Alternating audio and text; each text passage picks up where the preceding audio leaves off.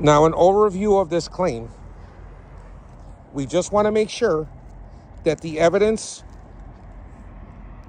that we found, which were wind damaged shingles, which was written up by the adjuster, that the reasoning for these wind damaged shingles.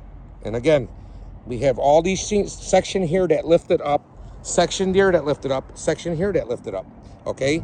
But we want to explain what happened after the section literally lifted up.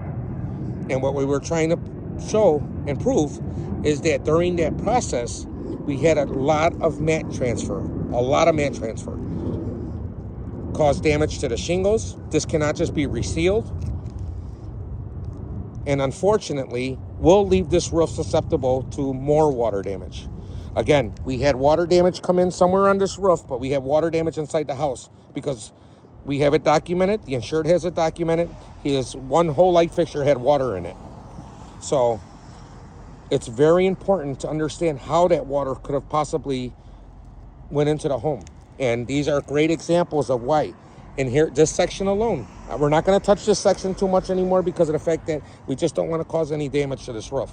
So all in this section here, as I showed you in the previous video, that literally the shingle was windblown and basically lifted the shingle, causing severe mat transfer and damage to the shingle.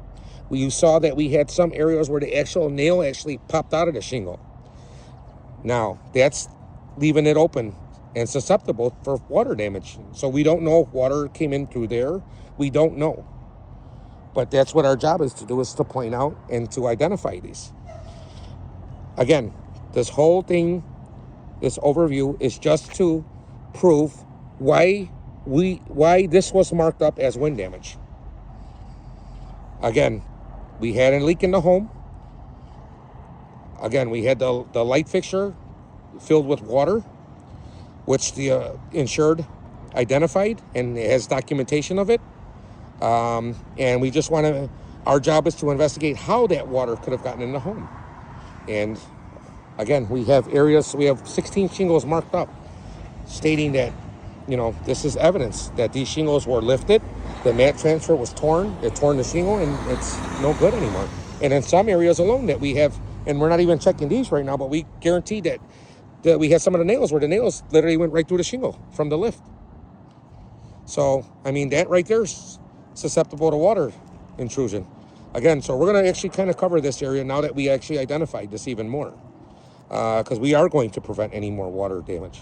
So again, this is not to point fingers or say anything was wrong. Everything was very professional, but we just want to make sure that this was properly identified. There were pictures taken, but that we didn't get very involved into the actual showing why this was determined wind damage or things like that. Thank you very much.